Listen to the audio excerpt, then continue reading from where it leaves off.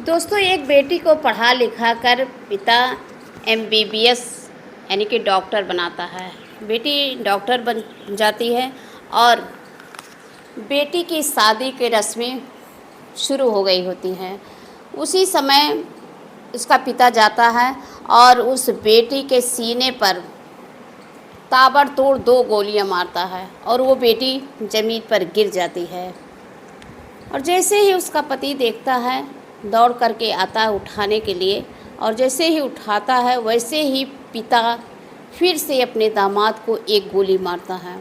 और ये गोली जैसे मारता है, साइड से गोली निकल जाती है और वो भागता है। जैसे ही भागता है उसको पीछे से गोली ताबड़तोड़ 2 फिर मारते हैं और वो वहीं पर गिर जाता है। जब वो गिर जाता है तो बाराती जितने आए होते हैं वो सुनते हैं गोली की आहट, तो सोचने लग जाते हैं आखिर ये गोली की आवाज़ किधर से आ रही है। और वो लोग देखते हैं कि सामने, बिल्कुल सामने उनकी बेटी और अपने दामाद को एक पिता ने गोली मार करके हत्या कर दी है। बेटी तुरंत उसकी जान चली जाती है और दामाद जो है ज़िंदगी और मौत से लड़ रहा होता है। और वहीं पर जब बाराती वाले देखते हैं कि इस शख्स को, तो जिसके हाथ में जो लगता है दौड़ा कर लेते हैं और वहीं पर इतना मारते हैं, मार के यानी कि बेजान कर देते हैं। तो आज वो दामाद जो है ज़िंदगी और मौत से लड़ रहा है और उसका ससुर भी ज़िंदगी और मौत से लड़ने में मजबूर हो गए हैं। दोस्तों, तो ऐसा क्या हुआ था जो एक पिता ने अपनी बेटी की ऐसे हत्या कर दी? आइए इस कहानी का पूरा रहस्य जानते हैं, पूरा वास्तविकता क्या है और इस कहानी के पीछे राज क्या है। इस कहानी को पूरा जानने के लिए आप हमारे चैनल को सब्सक्राइब ज़रूर करिए। नमस्कार दोस्तों, मैं मालती मोहन।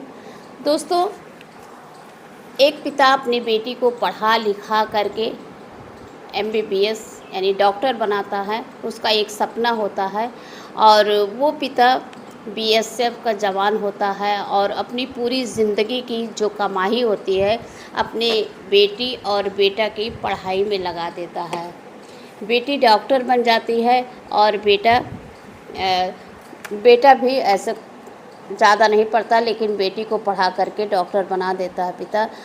तो ऐसे में वो पिता जो है रिटायर हो जाता है। रिटायर होने के बाद जब घर आता है तो बेटी डॉक्टर बन चुकी होती है।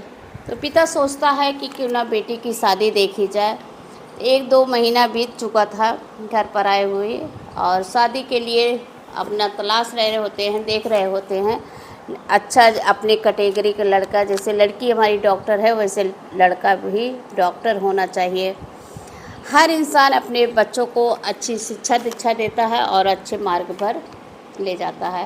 तो ऐसे बीएसएफ के जवान ने भी किया, लेकिन बेटी ने 2 महीने पहले ही एक ऐसे लड़के से उसको प्यार हो जाता है जो कि एक दुकान पर ऐसे ही काम करता है, डेली बेस का यानी लेन देन का काम करता है, जो सामान वगैरह देते हैं।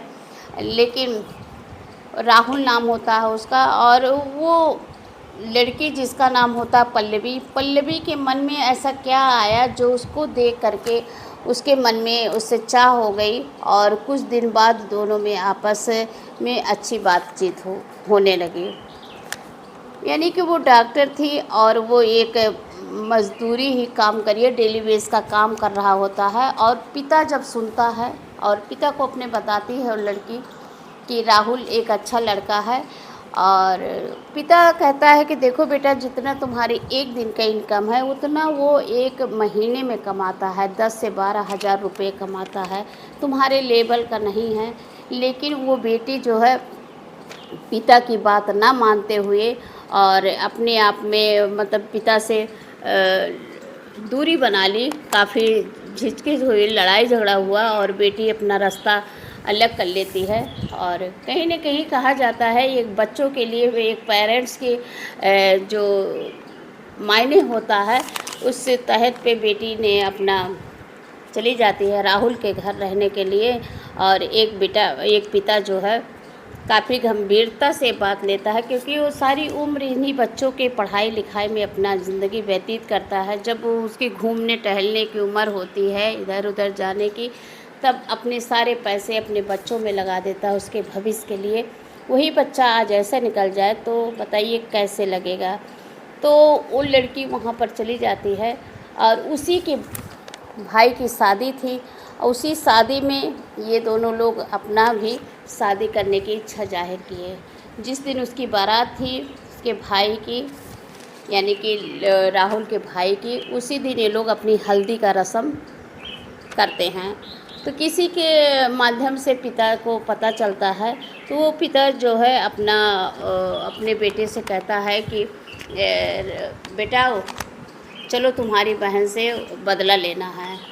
उसका नाम होता है निखिल। निखिल से पूछता है चलो तुम्हें बदला लेना है तुम्हारी बहन से। तो बेटा और पिता वहाँ पर जाते हैं जहाँ पर बारात आई होती है, और जैसे ही वहाँ का रस्म चालू होता है ये लोग पहुँच जाते हैं और अपने रिवाल्वर में गोली लिए रहते हैं। और वो बेटी सोचती, अपने पिता को देख कर के वो सोचती है कि शायद हमारे पिता आ रहे हैं, हमें आशीर्वाद देने आ रहे हैं, या हमारी गलतियों को क्षमा करने के लिए आ रहे हैं, ऐसा उसके मन में आता है।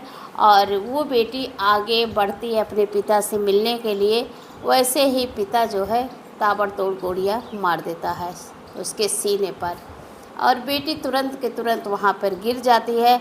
और उधर जैसे वो गिर जाती है तो उसका हस्बैंड यानी कि उसका पति दौड़ के आता है, राहुल आता है, उसको उठा लेता है गोद में और लेके जाता है। वैसे वो गुस्से में था पिता, फिर उसको भी मार देता है, और मारने के बाद वो वहीं पर रखकर भागने की कोशिश करता है। भागने के यानी कि जैसे भागता है पीछे, वैसे पीछे से वार कर देता है पिता, और वहीं पर राहुल भी गिर जाता है। राहुल गिर जाता है, बेटी की तुरंत मौत हो जाती है, और राहुल ज़िंदगी मौत से जूझ रहा होता है। वहीं पर जब ये बारात वाले देखते हैं इस कारनामे को, तो दौड़े आते हैं, देखते हैं गोली की जबाहट सुनते हैं, तो देखते हैं तो सामने 2 लोग ढेर पड़े हैं। और फिर बाराती वालों को आओ ताओ कुछ नहीं आया, सीधे दौड़े और जिसके हाथ में जो था उसको लेकर के दौड़े और मारना शुरू कर दिए। इतना मारे यानी वो भी ज़िंदगी और मौत से लड़ रहे हैं। तो दोस्तों कहते हैं माँ बाप का कहना तो मानना ही चाहिए, लेकिन कहीं न कहीं बच्चों का भी कहना मानना चाहिए। और वो राहुल जो है गरीब था और ये लोग अमीर थे, लेकिन जो पल्लवी थी उसको उस लड़के में जो भाव था, वो उसका भावना जो है बहुत अच्छी दिखी। इसीलिए वो एक डॉक्टर होते हुए भी अपनी जो बात है उससे की और शादी की बात चलने लगी। इसमें पिता का ये रोल होना क्या वाजिब है? आप लोग कमेंट में बताइएगा कि एक पिता ने कैसे पूरा ज़िंदगी संघर्ष भरी ज़िंदगी बिताए, उसके बाद बुज़ुर्ग हुए जब, तब भी उनको इस काश ऐसे कारनामे को अंजाम न दिए होते, सूझबूझ से काम किए होते, तो आज शायद सभी लोग ज़िंदा रहते। आज वो ज़िंदगी मौत से लड़ रहे हैं, दामाद भी और बेटी चली गई। तो दोस्तों इस विषय में आप सभी क्या कहना चाहेंगे? अपनी राय दीजिए और इस वीडियो को ज़्यादा से ज़्यादा शेयर करिए। और जब 25 साल से ज़्यादा के बच्चे हो जाएं तो कहीं न कहीं माता पिता को भी उनकी बात माननी चाहिए, क्योंकि उनके अंदर इतनी सोचने समझने की शक्ति आ जाती है कि हम पेरेंट्स की बात अगर नहीं मानते हैं तो उन्हीं के हाँ में हाँ मिलाते हुए और काम कर देते, तो आज शायद ये परिवार खुशहाल रहता। तो दोस्तों ये कहानी सुनाने के हमारा ये मतलब नहीं है किसी के दिल को ठेस पहुँचे। ये कहानी बताने का मतलब ये है कि हमारे समाज में जागरूक हों, ऐसे जो कारनामे को अंजाम दे रहे हैं उनको नहीं करना चाहिए। आप लोग अपनी राय दीजिए और इस वीडियो को ज़्यादा से ज़्यादा शेयर करिए। चैनल में नए हैं तो चैनल को सब्सक्राइब करिए। नमस्कार। तो इतनी